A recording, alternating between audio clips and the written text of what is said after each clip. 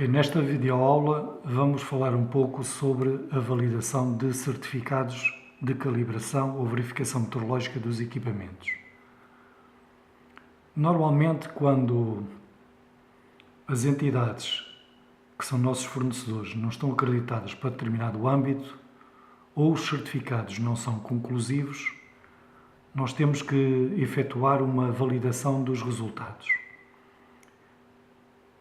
Para isso, as entidades costumam criar uns impressos. Eu aqui já criei previamente o impresso de exemplo para explicar o funcionamento ou como é que se elabora.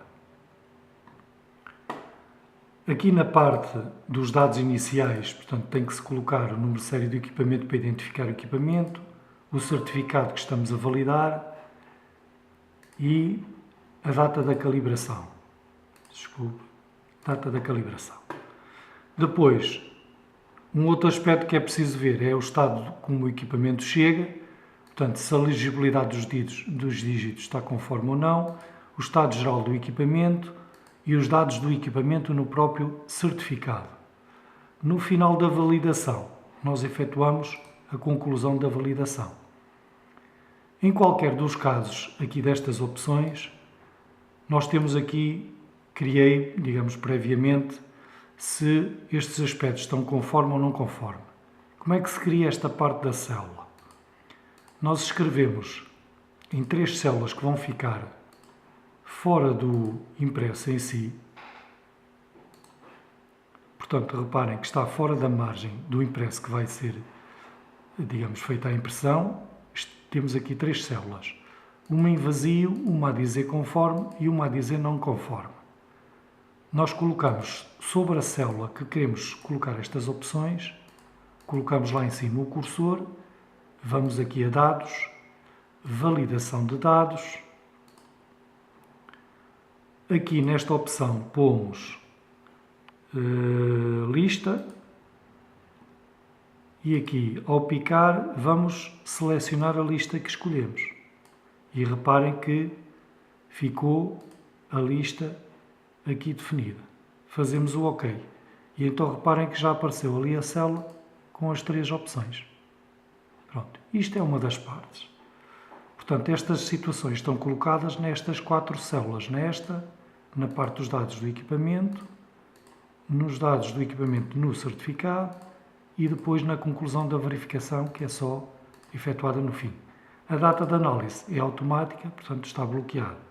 Há aqui diversas células que nós bloqueamos. Eu colori de forma diferente entre as células que podemos escrever e as células que estão bloqueadas. Neste caso aqui eu desbloqueei só para vocês verificarem as fórmulas que são inseridas. Para a validação dos certificados, normalmente nós temos que somar sempre o erro que dá na leitura com a incerteza do próprio equipamento. E então, num certificado qualquer, vamos imaginar este, que é relativo ao sensor de rotação, portanto ao captador de rotações do motor, nós vamos colocar, por exemplo, aqui um valor de 2,73. Neste caso aqui das rotações, ou se quiserem um valor mais real, 1020 rotações. Aqui neste lado, 1030 foi o que deu. O erro deu 10, é automático. A incerteza vamos pôr que seria 10 rotações. E reparem que somou automaticamente o erro e a incerteza para 20. Em termos de percentagem, é a percentagem, digamos, do erro máximo admissível, que neste caso são 2%. Esse erro, neste caso deste, digamos, captador de rotações, é definido pela OEC 016 e é 2% do valor de referência quando as rotações são maior ou igual a 2.000 rotações por minuto. Como neste caso aqui eu pus só abaixo, digamos, das 1.000 ou das 2.000, ele deu-me um valor muito inferior. Se eu quiser colocar aqui 2.200, 2.210, que vamos imaginar que foi o valor, reparem que o erro máximo admissível continua a ser os 2% que é definido em legislação. Pronto, estas estes certificados têm algumas fórmulas que requerem, digamos, algum conhecimento e que requerem algum trabalho. Se vocês tiverem dificuldade em saber este tipo de fórmulas, há muitos vídeos explicativos na internet que vos podem auxiliar, ok?